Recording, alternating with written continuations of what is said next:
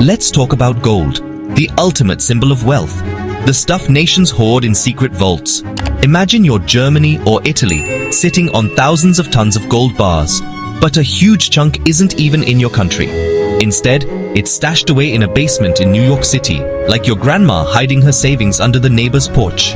Why would any nation do this? The answer: World War II, Cold War paranoia, and a trust exercise that's lasted 70 years. Germany and Italy have nearly 6,000 tons of gold, and a big slice has been chilling in the Federal Reserve Bank of New York. It's the geopolitical equivalent of lending your favorite hoodie to a friend who moves away. And now, decades later, you want it back.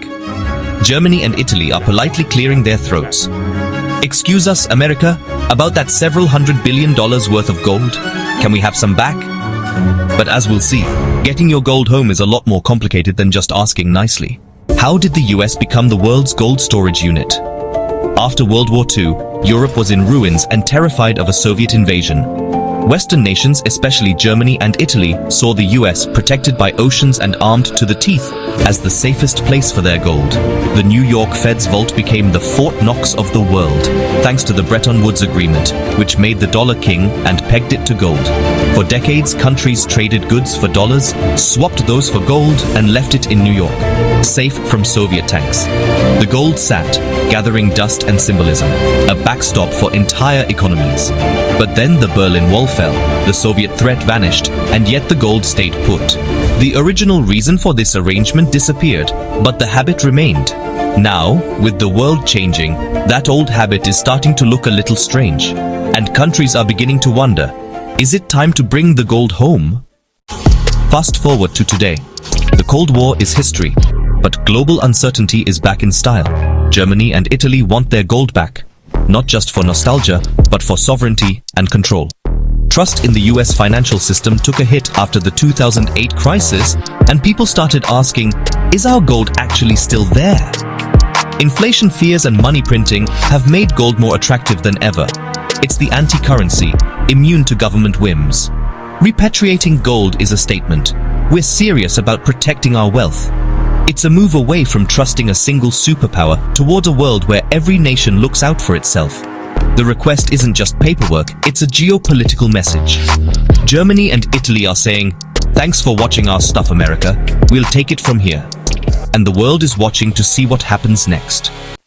In 2013, Germany made headlines by demanding back 674 tons of gold from New York and Paris.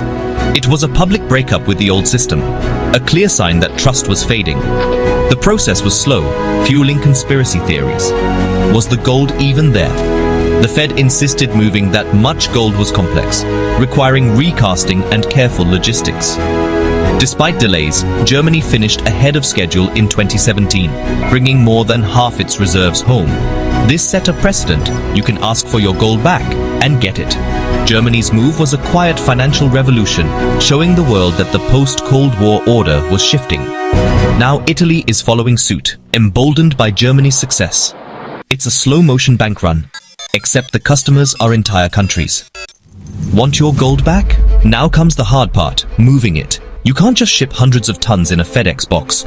This is a real-life Ocean's 11, but with more paperwork and less George Clooney.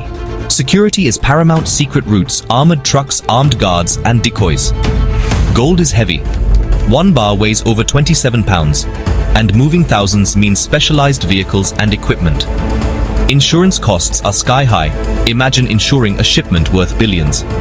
When the gold arrives, every bar is weighed, tested, and logged. A painstaking audit. The whole process is expensive and nerve-wracking, but for Germany and Italy, it's worth it for peace of mind. Repatriating gold is about more than money. It's about sovereignty and trust. Sometimes, having your treasure in your own vault is worth its weight in gold. So what does all this mean?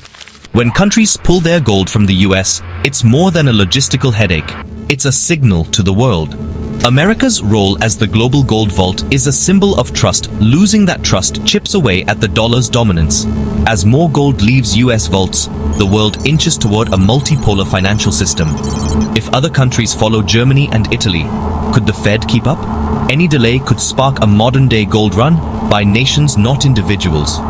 This is a quiet rebellion against a dollar-dominated world, a declaration of independence in gold. It forces us to ask, what is real wealth? Who do we trust with our money? The great gold repatriation is a sign that the tectonic plates of global finance are shifting. And when the dust settles, the world might look very different indeed.